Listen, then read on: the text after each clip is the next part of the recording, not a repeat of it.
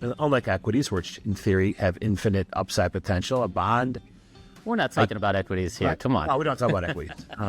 Everybody wants to talk about equities. Bonds are much more important.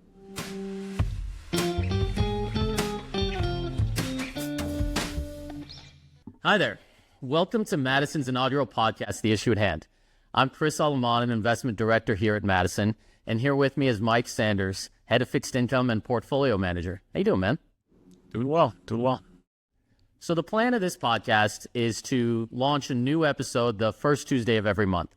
And I guess our hope is that you listening in, you'll gain a little bit more confidence about having fixed income discussions, maybe learn a little bit about why Mike and I have a passion for it.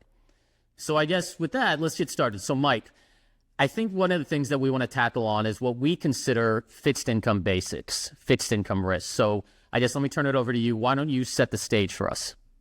Yeah, I think, when you look at investing in fixed income, I think a really good place to start, to your point, is just look at the risks involved in where you're earning return. And so investors, advisors, allocators, however you want to look at it, they all have to take on a specific risk within fixed income to generate performance. And I think, to set the stage, like you said, in terms of looking at those risks, defining them, and kind of, understanding what they mean, I think would be a good place to start and kind of get like a baseline understanding for everybody.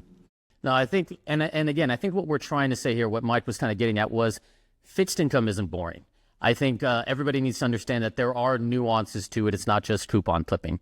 And we feel that having an understanding will enhance the relationship you have with your clients. And I think my biggest takeaway is that when a client asks you to allocate their money, you need to recognize that you're helping them manage a lot of risks simultaneously. And I think that's a big deal, and I think that leads to a valuable relationship. So I think with that said, I guess let's set the stage. So Mike, how should people, frame risks in fixed income for their clients? Yeah, so when I think about risks in fixed income, I think of really four different buckets of risk. So you have when you get your money back, and I'll define these a little bit more detail. If you get your money back, how you get your money back, and then kind of the conversion to cash, which is obviously a little more interesting now than what it has been in the past couple of months, given some of the redemption issues and some private credit funds. But if we just go in a little bit more detail on those, those other risks. So when you get your money back, that's really a maturity risk, duration risk. That is, do you buy a short bond that matures in 1 month, or do you buy a 30-year bond? How does your view on Fed policy impact which maturity you want to invest in, right? Just because the Fed's cutting interest rates, the Fed's cut interest rates for a while now, but the 30-year Treasury is at 5% now. So there's a lot of different moving parts there, and that's a pretty big input in terms of maybe the performance going forward is, how much duration, how much maturity risk you're taking, and then how that influences your coupon clipping or total return opportunities. I would say the next one, it would be if you get your money back. Hang on, I want to take you there, because I think the flip side is also, I think we talked about cutting rates, but then you have the flip side. We could go back to that takes me back, 2022? Yeah. When the Fed was aggressively hiking rates. I mean, that takes me back to an advisor in Boston who was just scared. And he was just concerned that if I have a long duration portfolio, what impact is that going to have? So I think stressing the importance of diversification there, I think, is another thing I wanted to hit on. So sorry, I interrupted you. You were saying? Yeah, no, I mean, that exactly. It's,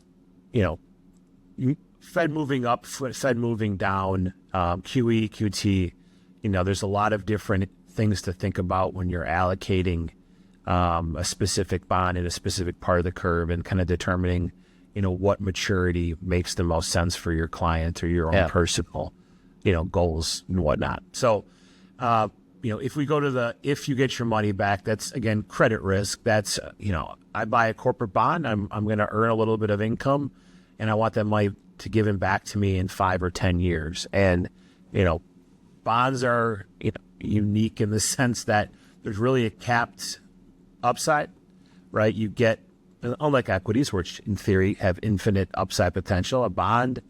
We're not talking about equities here. Right. Come on. No, we don't talk about equities. Everybody wants to talk about equities. Bonds are much more exactly. important. I lend money to a firm.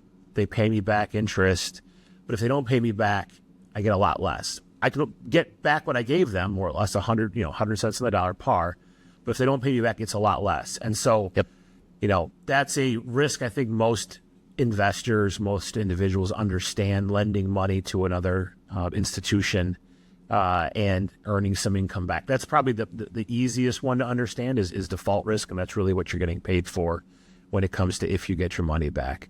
Well, I think it's also important to know how fast I think that can turn too. I think when we look at, maybe let's use a recent example, First Republic was one of the last ones that I can remember where it happened within a 2-week period, the downgrades. I mean, it can happen that quickly. So I agree with you. I think it is the easiest to understand, but at the same time, like it can happen a lot faster than I think what people realize. Is that fair? Yeah, no, 100%.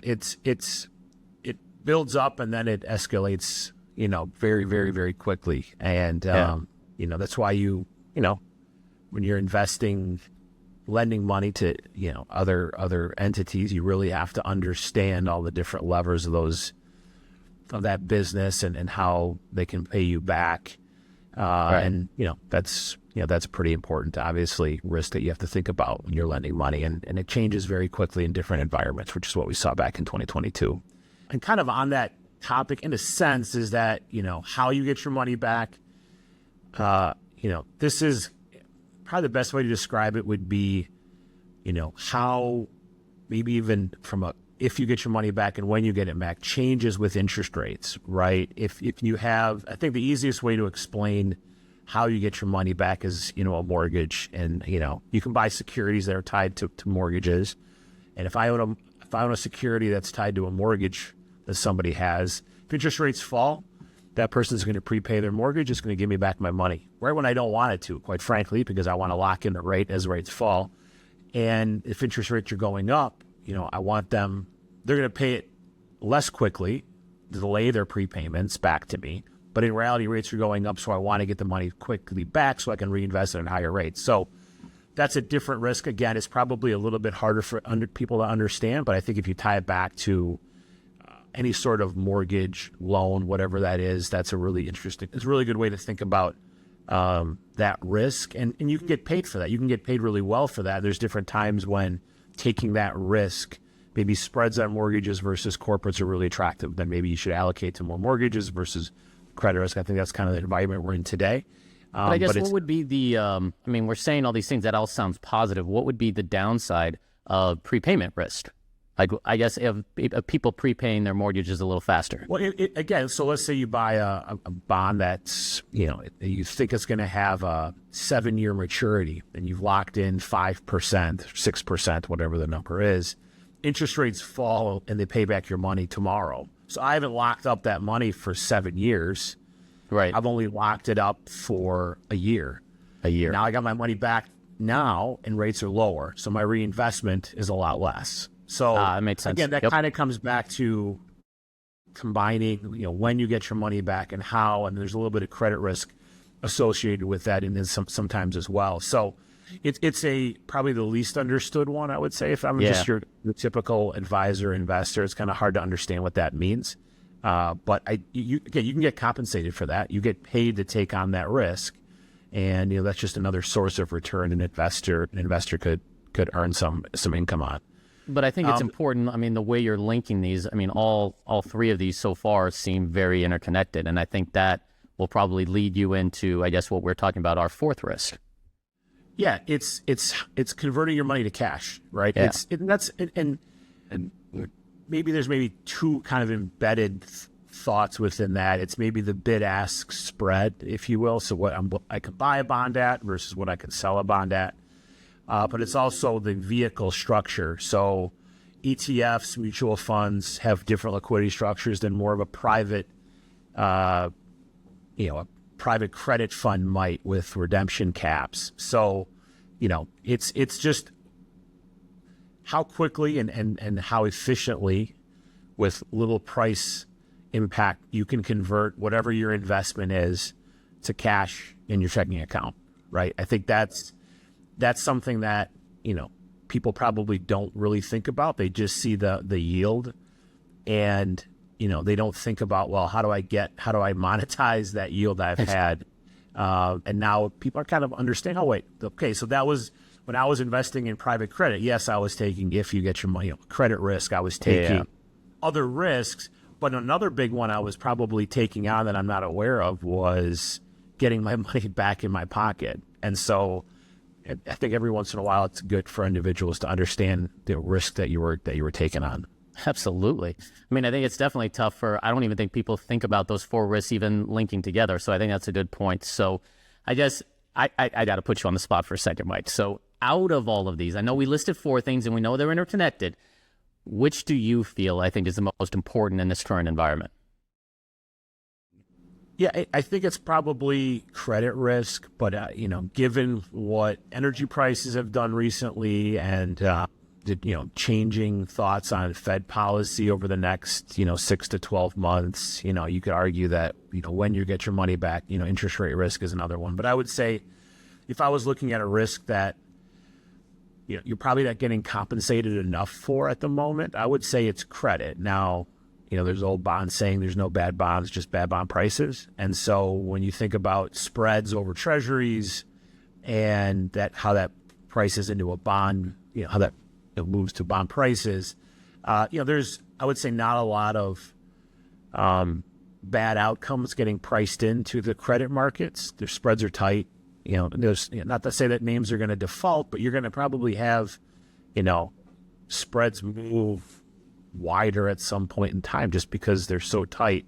There's not a lot of bad outcomes priced in. I like not to get too much in the nerdy weeds, but I think it's important to everybody to think about investing in a distribution. There's possible outcomes across the board, right? A recession, solid growth, and then there's the middle. Well, I think spreads and all these risks, you have to look at it on a distribution basis where spreads that are really tight levels, that means that the market's pricing in a low probability of bad outcomes happening to the economy or whatever it may be. And so I don't think you're getting compensated a ton for that risk. That's to say you shouldn't own corporate bonds. No, that's fair. But I think you got to make sure you know what you own right now versus kind of, jumping in to the deep end of the pool, if you will, and buying, lower quality for that little extra yield. Because again, you're not getting compensated a ton for taking a little bit more credit risk or a lot more credit risk. You're just getting a little bit more yield. And so just be aware of that. I think right now is probably something that would probably fall into that. I think that kind of leads me to my next point is I think what you have summed up here, and I think what the audience needs to understand is that the important thing is probably not to start with yield, but rather these 4 basic risks, which is again like when, how, if, and then again the conversion into cash. Then look at yield. And hopefully, I think when you look at that, you can begin to implement the concepts in a way into your new portfolio management approach. So I think that's a great point, and I think I think we've talked everybody's ear off, and it's a good place to start. What do you think? Yep, I would agree. Don't want to overwhelm them too early. Yeah. So hopefully, I guess if I can say this, hopefully you've been able to take something away from this other than our love for the asset class. So if you want to hear more or see our disclosures, visit MadisonInvestments.com. Thanks again for tuning in to the issue at hand. Look forward to seeing you next time. Take care.